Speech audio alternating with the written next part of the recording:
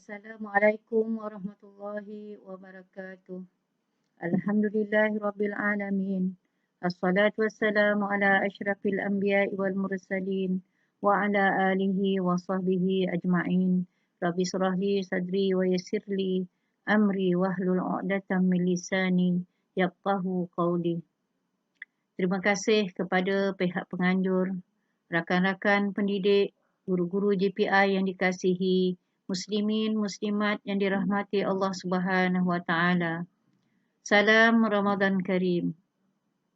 Alhamdulillah, kita bersyukur kepada Allah, kita terpilih untuk berada di bulan Ramadan yang mulia ini. Ramadan yang penuh dengan keberkatan. Ramadan adalah bulan anugerah Allah kepada umat Nabi Muhammad sallallahu alaihi wasallam. Kita telah berada di fasa pertama Ramadan. Kita akan melalui fasa kedua dan ketiga. Ramadan, kita berpuasa di siang hari. Kita qiyamul lail dengan mendirikan ibadah solat tarawih. Kita bersolat witir dan bertahajud. Kita membaca Al-Quran. Kita berzikir dan beristighfar.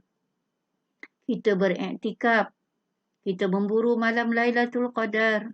Kita bersedekah dengan membantu fakir miskin. Kita menjamu orang berbuka. Kita menghubungkan silaturahim. Kita berdoa, Allahumma innaka afun karim tuhibbul afwa fa'fu anna. Kita lakukannya dengan penuh keimanan dan keikhlasan agar segala dosa-dosa kita diberikan pengampunan oleh Allah Subhanahu wa taala. Man shama ramadanan imanan wahtisaban ghufira lahu ma taqaddama min zambi.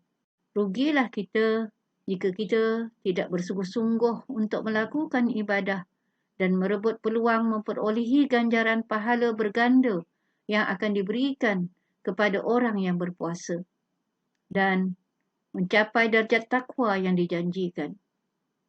Marilah kita renungkan, kita muhasabah diri kita. Di manakah kedudukan kita? Ada 3 golongan orang yang berpuasa, iaitu golongan yang pertama, mereka yang sentiasa dalam ketaatan sebelum kedatangan Ramadan. Mereka menanti-nanti kedatangan Ramadan dengan berdoa, Allahumma ballighna Ramadan. Apabila datang Ramadan, mereka semakin rancak dan bersungguh-sungguh untuk melakukan ibadah dan berdoa, Allahumma inna nas'aluka ridhaka wal jannah wa na'udzubika min sakhatika wan nar.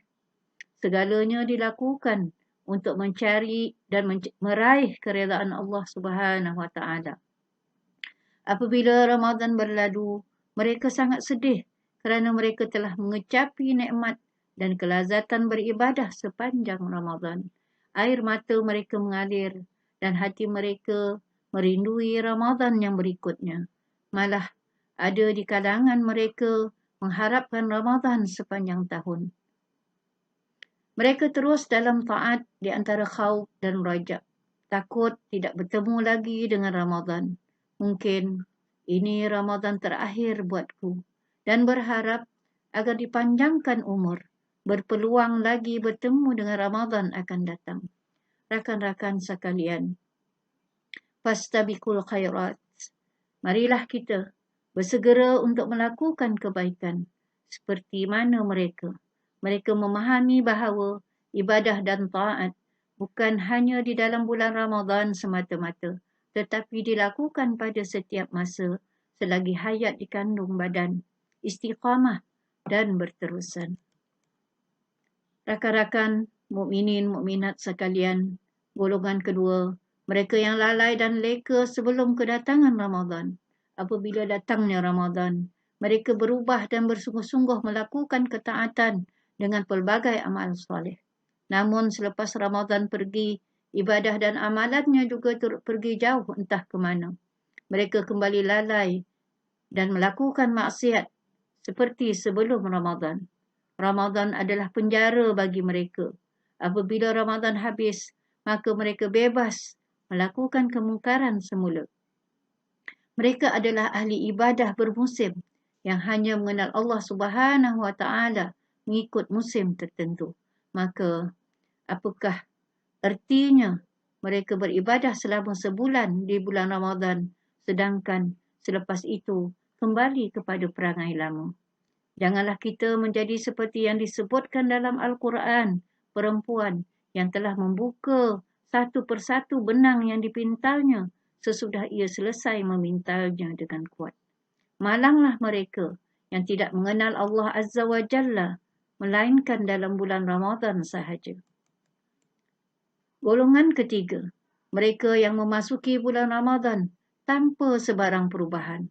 Keadaannya sama seperti sebelum kedatangan Ramadan, lalai, leka dan bergelumang dengan dosa. Ramadan tiada makna bagi mereka. Apabila Ramadan berlalu, mereka masih begitu, bahkan lebih malang lagi jika mereka menjadi lebih buruk dari sebelumnya.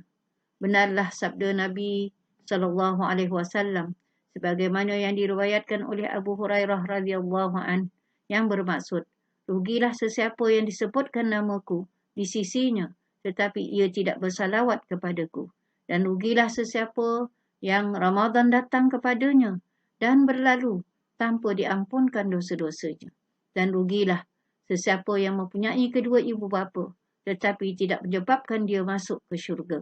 Riwayat At-Tirmizi. Rakan-rakan guru sekalian, jadilah kita golongan yang pertama dengan meneruskan ketaatan dan amal soleh kepada Allah Azza wa Jalla walaupun selepas berlalunya Ramadan. Para ulama berkata, kun rabbaniyin wala takun ramadaniyin. Jadilah hamba Allah yang rabbani di mana sahaja dan pada setiap masa. Jangan hanya menjadi hamba Allah di bulan Ramadan sahaja. Rakan-rakan pendidik, guru-guru GPI, muslimin, muslimat sekalian. Semoga Ramadan yang kita lalui pada tahun ini benar-benar membuahkan hasil tuaian yang terbaik. Benar-benar menghapuskan dosa-dosa kita dan kita kembali kepada fitrah, bersih daripada segala dosa. Semoga kita mendapat dua kegembiraan yang dijanjikan Allah, iaitu ketika kita berbuka dan ketika kita bertemu dengan Allah Subhanahu wa taala. Semoga kita beroleh manfaat dari tazkirah perkongsian ilmu kita hari ini. Mohon maaf di atas segala kelemahan dan kekurangan. Sesungguhnya yang baik itu daripada Allah jua. Astaghfirullahalazim wa li wa lakum. Wabillahi taufiq wal hidayah. Wassalamualaikum warahmatullahi wabarakatuh. Sekian, terima kasih.